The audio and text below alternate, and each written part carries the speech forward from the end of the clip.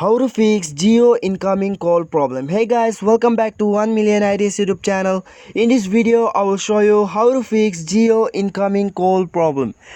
So guys, I will show you the solution, and the last steps and the last solutions will be the beneficial solution for you.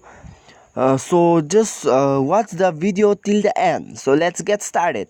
Let's go to the phone settings, and then you can see here airplane mode. Just enable this airplane mode, and then you have to switch off your phone, and you have to plug out the SIM card, and then again you have to plug in the SIM card and restart your phone, and then you can see your device, your network connection, the problem will be solved. And the second step is you have to go to your settings, and then you can see here additional settings. You have to go to your additional settings, click here, and then go to backup and reset. Click on backup and reset, and then guys you can see here reset to factory settings. Click on reset to factory settings, and then keep in mind that guys, please just click on reset system settings only, not in the clear all data.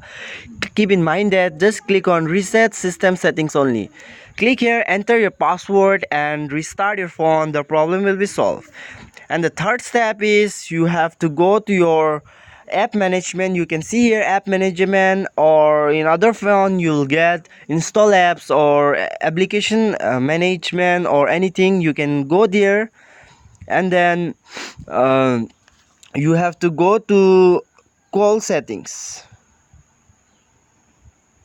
You have to go to call settings.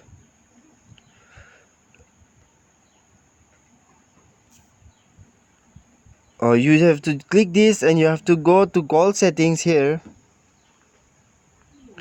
You can see here call management. Just click on call management, and then guys you can see here force stop button. Click on force stop, and you have to force stop here.